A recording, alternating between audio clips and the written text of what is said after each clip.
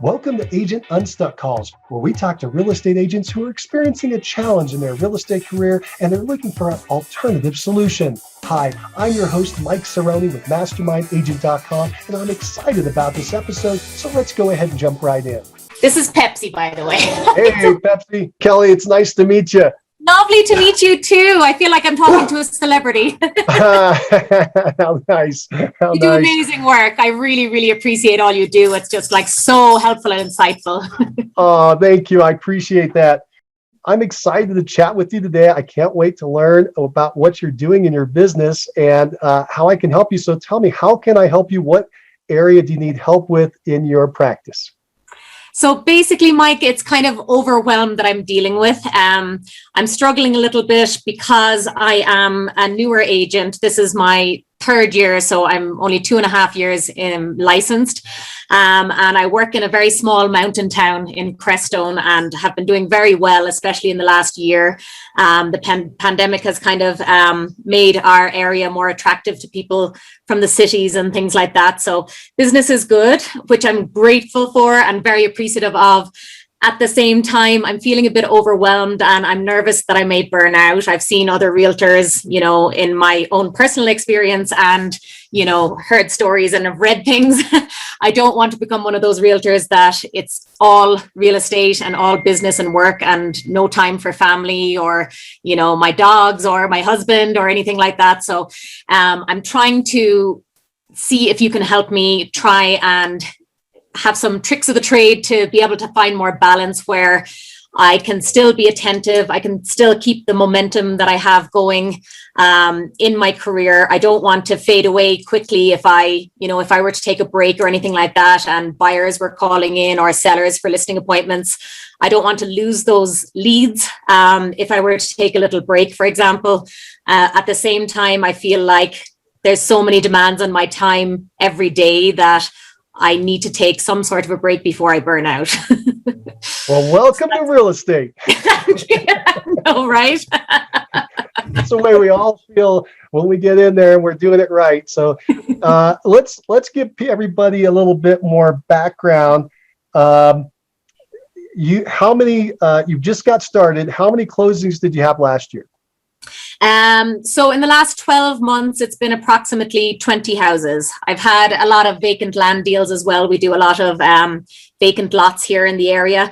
So I didn't include those in my closings, but in general, about 20. How many lots? Lots, probably around 20 as well. Oh, wow. So the reason that's important, it'll lower your average sales price. However, it shows your time. You actually sold 40 different properties over the course of the last year, correct? Right. Yeah. So yeah, you're hopping. Yeah. And you're doing this solo, yes? Yes, I am. Okay. I just took on a transaction coordinator recently. She's in my same brokerage and she's licensed. And I found that very helpful. She used to be a bookkeeper, and so she's very organized and loves the paperwork side of things.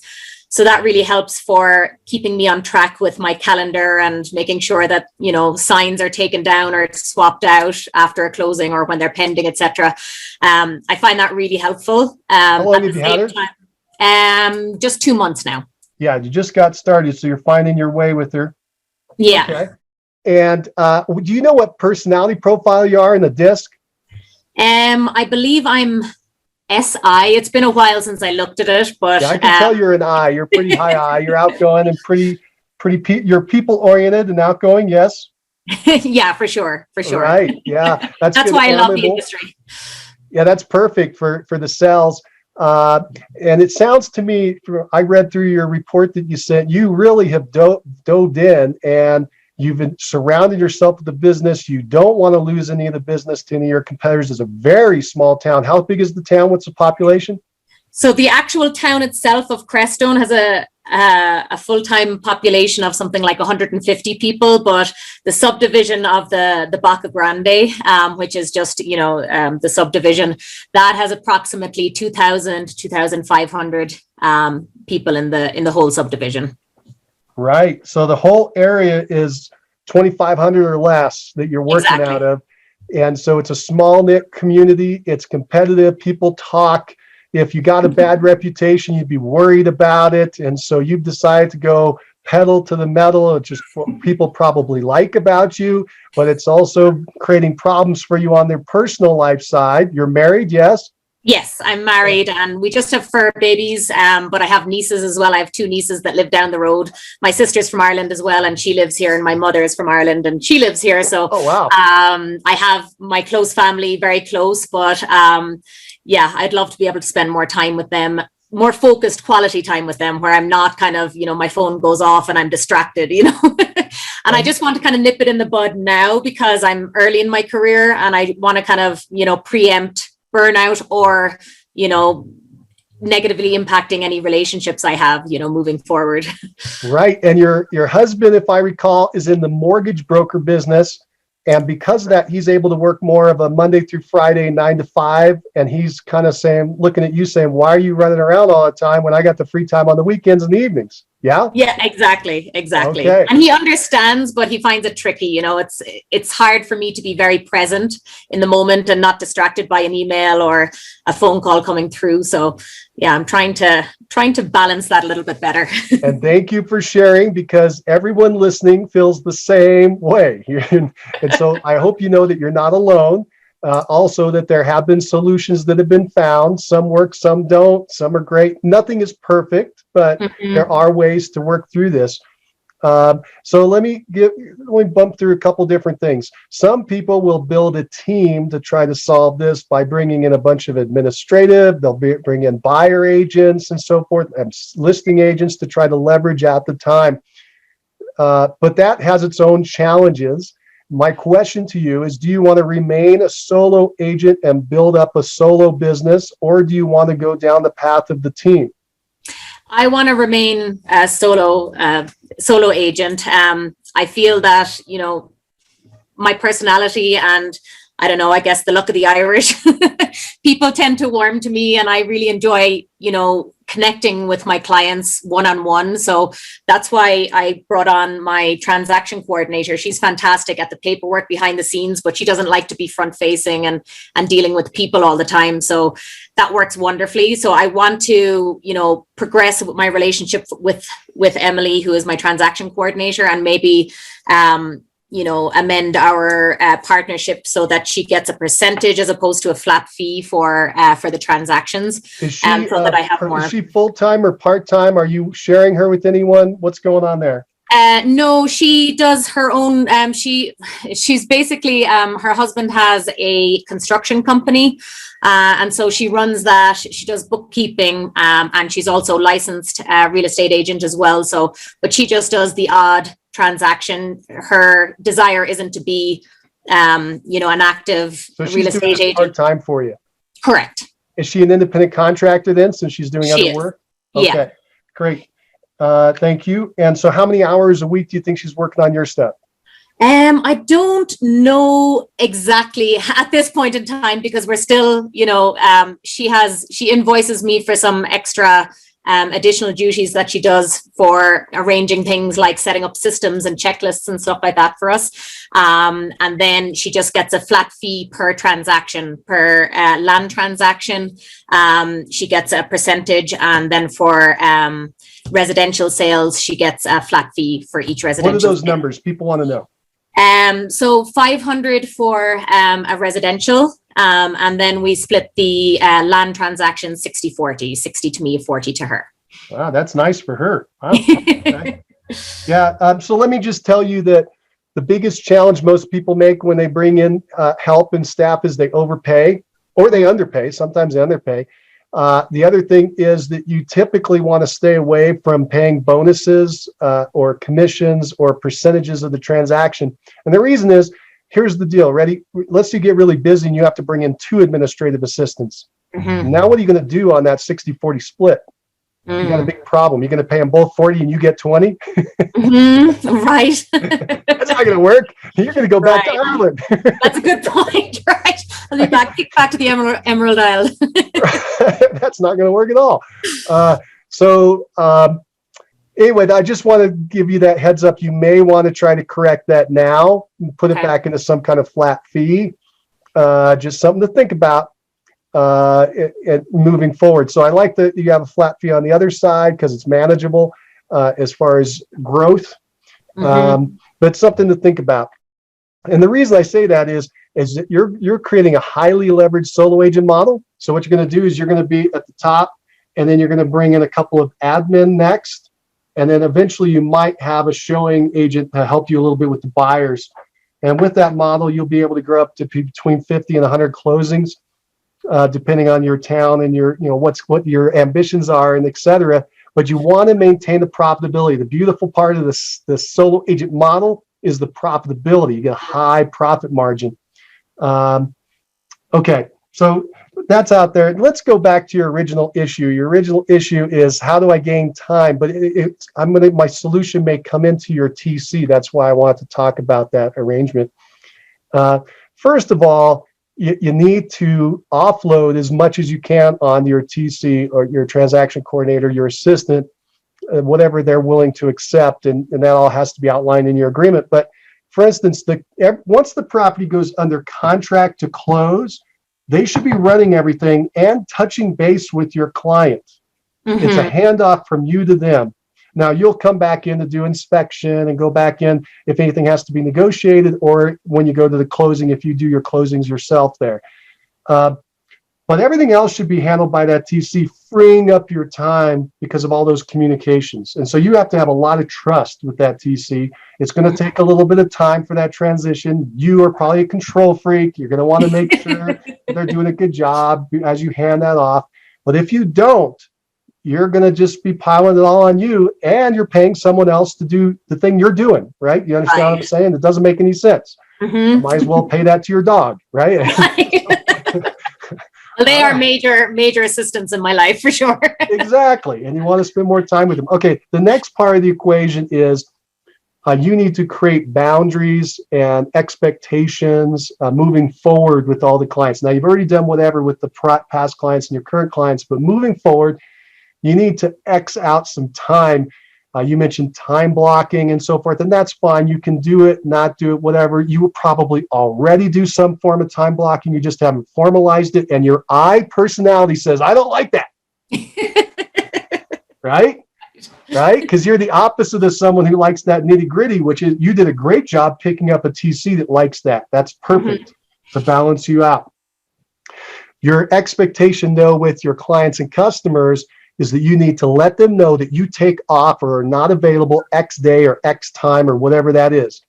And, what I'm going to challenge you to start creating is you need to start small because you're nervous about losing things. You're nervous people are going to stop using you, and you're nervous it's all going to fall apart. It's going so well. Yes, I understand. We've all been there. So what you're going to do is you're going to X out a part of a day. Okay. That's what I want, not even a full day, a partial day. I want you to either pick an afternoon during the week. That'd probably be the best. Or you could even pick a full morning in the week, like up until noon or 1. But I like the afternoon because that then flows into the evening and you have the time with your spouse. That's time now that you can use to hang with your dogs, to go running, to exercise. I know a little bit about you. You mentioned the dogs, right? So you got the dogs. You can go do some exercise again. And then the evening, you can have a nice dinner with your spouse, maybe go out, even have something at home that's nice because you're a small town and everything. But something that's just you time. And the way you set that up is the expectations with all your clients, customers, leads, etc. And the way you can set it up is you can do an email notification on the bottom of your email. You can say, I'm not available Wednesdays from, that's just a day I picked, Wednesdays from noon to 8 o'clock, or, from noon on. You can reach me on Thursday. The old way I did it, the way I did it in the old days, I'm trying to talk fast, sorry. But the old days is I was working 7 days a week, 15 hours a day. I understand your problem.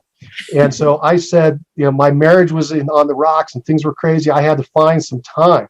And so the way I did it was I took Sunday off. That's just the day we picked, and that was going to be it. And I took it off. And in the old days, I would have a voicemail. Voicemail was big. I'd have an automatic system would kick up a voicemail, say, I'm not working today. I'm replenishing my spirit. I'm spending the time with my family so that I can be a better agent for you. Go ahead and leave any message you want. I will contact you Monday morning. If this is an agent with an offer, please go ahead and put an acceptance date and time for Monday evening, and I will get your offer presented. And then boom, it worked. Okay.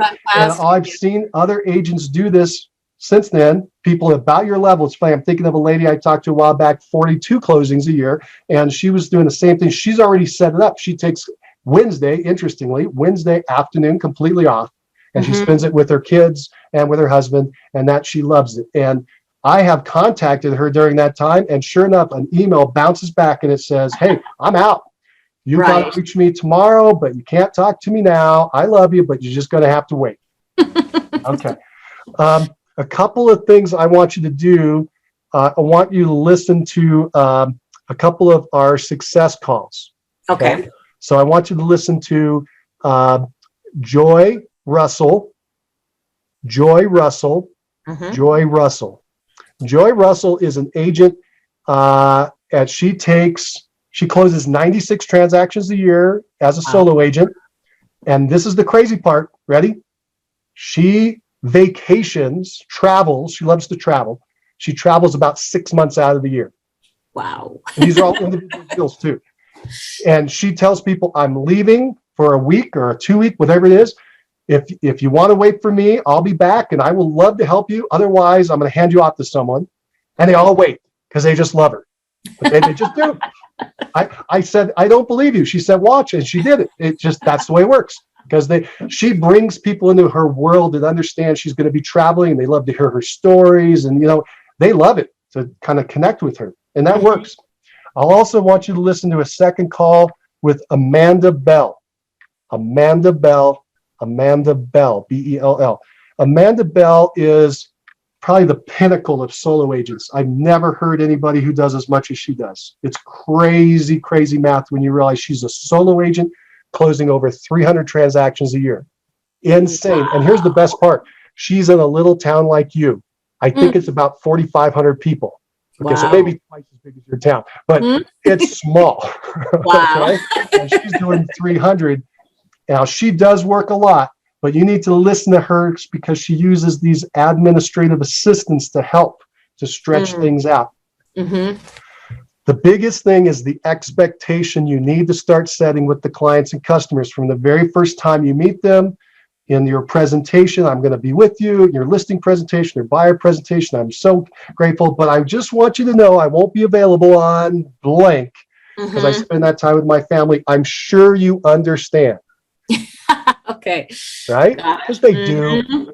They do. So I don't want to burn out, be a basket case, and screw up your contract. Right? Right. Make them nervous or scared. Say, if I'm not getting my sleep, I just can't think straight, and I'm gonna ruin your transaction. You don't want to push that too much, but you want them to get the idea that you want to be your best for them, and that they need to help you with this. Right. Okay. Yeah, and it's actually funny because myself and my husband have been trying to make Sundays our day where I don't work, but it's just tricky when there's leads coming in or people that want to view a property on a Sunday, for example. But I really like that idea of having it on your email. I was thinking of doing an automatic email, but having it on every email at the bottom is even better.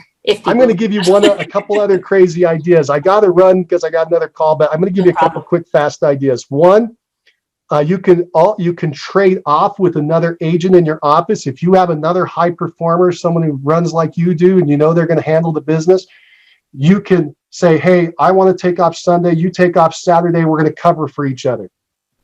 That's an idea. Right. The other thing you can do is you can have that admin person redirect those calls and even answer the call and just say, oh, I'm sorry, Kelly can't help you right now, but she'll be able to reach you back tomorrow. Okay. And again, the other part is just the expectation. People will work with you with the expectation. Right. Yeah. Okay. Absolutely. And the final answer is this: if you get big enough that you start to work the showing agent model, okay, where you have an agent who helps just for the showings, you control the whole transaction except for the showing part. Mm-hmm. You could have them run somebody around on a Sunday. Right. Mm-hmm. Right?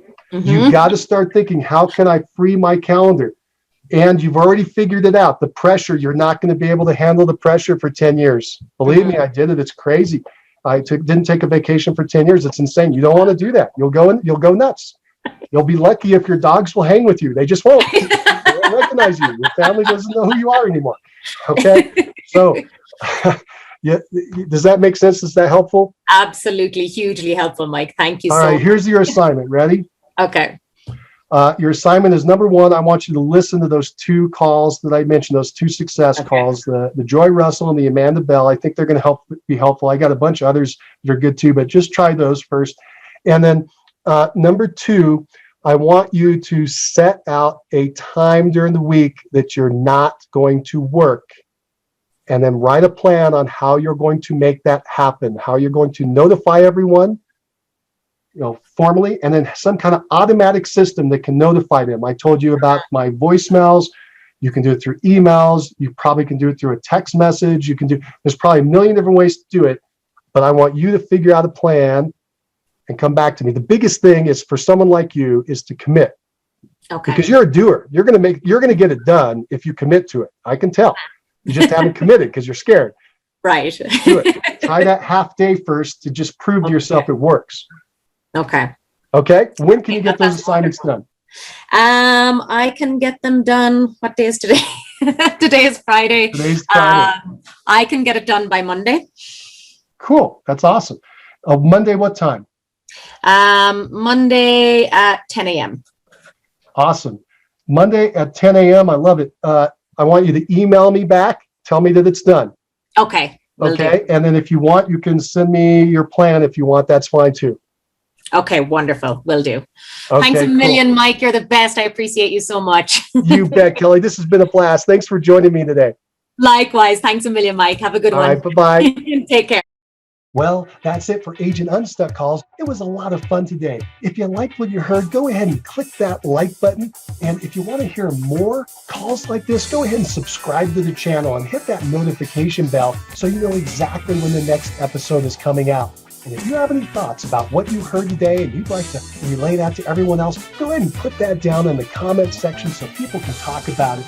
And finally, if you're stuck in your real estate career, you're a veteran who's having some challenges and you can't figure out how to get to that next step, go ahead and schedule yourself an Unstuck call. Just go to agentunstuckcall.com. That's agentunstuckcall.com. And let's get you scheduled in. You'll go in there, you'll fill out a quick survey, you'll find a time that works for you, and we'll get on a call just like this and see if we can't get you some answers. All right, this has been a lot of fun. I'm your host, Mike Cerrone with Mastermind Agent. And again, thank you for joining us on Agent Unstuck Calls. Take care.